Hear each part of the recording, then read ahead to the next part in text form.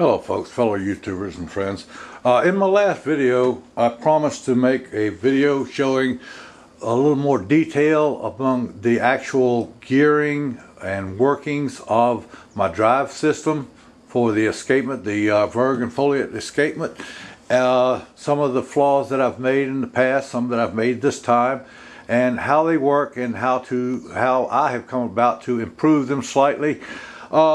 Number one, with the weight driving the verg and Foliot escapement is right there. There's nothing more than the weight falling. Now, what we've done here, we've used a block and tackle pulley system, which decreases the actual pull power of the weight, but it lessens the distance of the fall.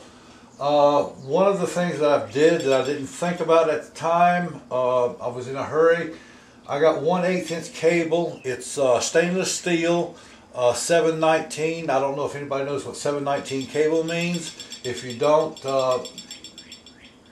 just ask me and I'll make another video explaining that. I've been in cable once before. I've made a simple I-splice, which we've done right here, wrapped it in electrical tape. Anyway, the thing is, the aircraft cable, 1/8 inch, stainless steel, 719, safe working load is 340 pounds. That means each strand will hold that much weight. However, when you do a block and tackle, the number of strands you have to divide into the weight, that's how much weight is on each cable. So for example, if we had 300 pounds, we would only have 100 pounds of force on each of the 3 lines. If we had 4 lines, then it would be 1/4 of the total weight. So my cable actually is way too big for the amount of weight that I've got. Way too big, and that is a flaw, because as we wind it around the spool over here, let me just make sure that's in the camera, okay? Yeah, as we wind it around the spool, it makes the diameter of the coil bigger, which changes your gear ratio. So actually we need, since we're using 80 pounds, if we want to go to a 4-part line, then we're only going to have 20 pounds on each line. That means we use a much smaller cable and get many more wraps on the spool over here for greater distance, and without changing the actual gear ratio. I hope I've gone into enough detail with that. Here's another thing too. If you look up here, let me make sure that, yeah, if you look up here, we've placed our pulleys in line. This keeps the yee-yawing back and forth as they come down. If you put them side to side, you're going to get a little bit of a yee-yaw, which will throw you off. Not much, but it will throw you off. By putting them in line, each pulley consecutively smaller, then the lines do not touch one another. Okay?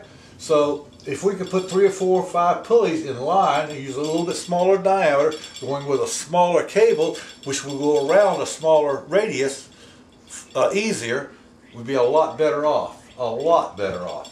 Okay, enough for the pulley system. Unless somebody's got a question, just ask and I'll try to do my best to answer any questions you have on that.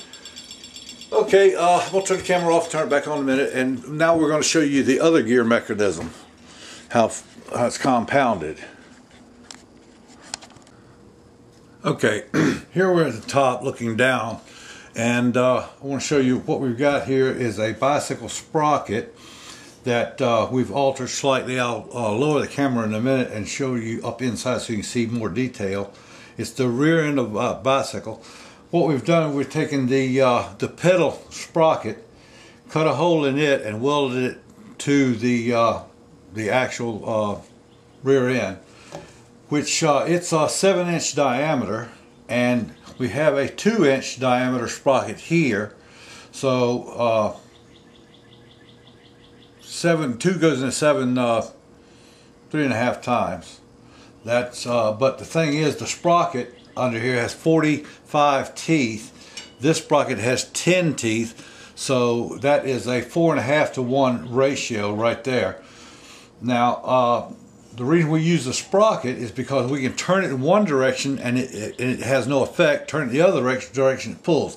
So the cable over here with the weights hanging on it actually pulls in a direction that's positive, and it pulls the wheel this way, turning this way, which turns the plate for the Foliot, verg and Foliot escapement in a clockwise direction, looking down on it.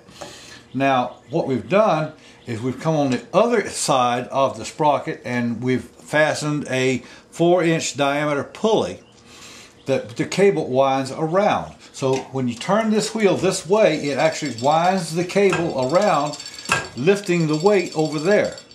Alright, so therefore you can wind it actually while it's still running. That is, I mentioned once before, I wanted to build an escapement that you can actually stop the power on, and the pendulum will still run without binding up.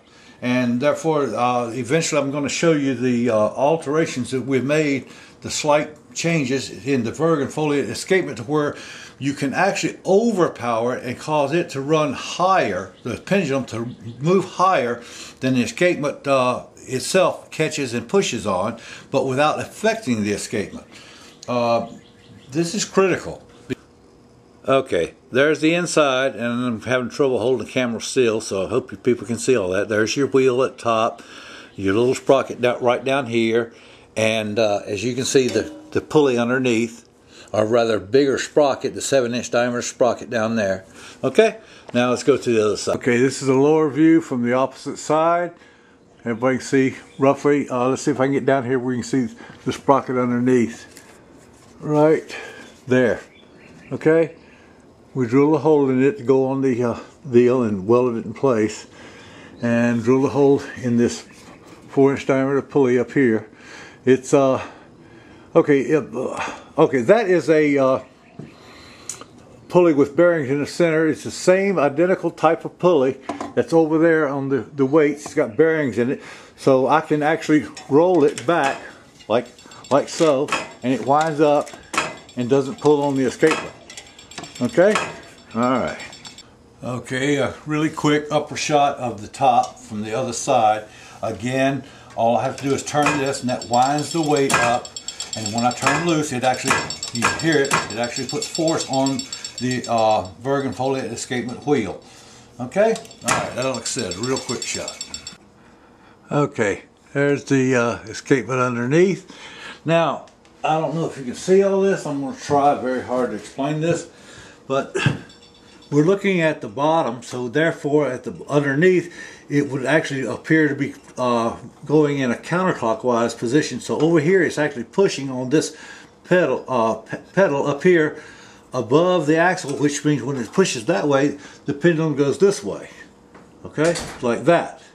Now you can see there's a notch right here. Well, the tip of the escapement, which is right here, is off center, so that when it goes way that way, it pushes the pendulum up to approximately 90 degrees before it turns loose. Now when it turns loose, like on this side, if it goes up like that and turns loose, then it's going to catch the top of this one, because the top of this one is going to be over that way. Now the thing is, if you arc the very top right here on the same radius as from center of the axle to the top, arc it on the same radius, then when it catches, if it goes higher, then it doesn't bind up. So therefore you can put more power than it needs to just click it off. And it actually, once it clicks and this side hits over here, then it can continue upward because you put in too much power, but without binding. And then when it comes down, the weight itself, then driving it over there, is not moving at all. Therefore, you've got no wasted motion. The only wasted motion is this, right there. When it comes off of this one, and this one comes onto that one, that's critical, because any motion there at all is wasted energy. Okay, so this one has approximately 3/8 to a 1/2 inch of wasted energy. I've got to redo this and make it with a little bit more finesse. Therefore, the 80 pounds that I'm actually driving it with now, I'm hoping I can drop that down to 40 or 45 pounds for the same amount of energy output. Okay? Alright, I hope this explains everything, and if I come up with something new, I'll make a video of that. Any questions, just please ask, no problem.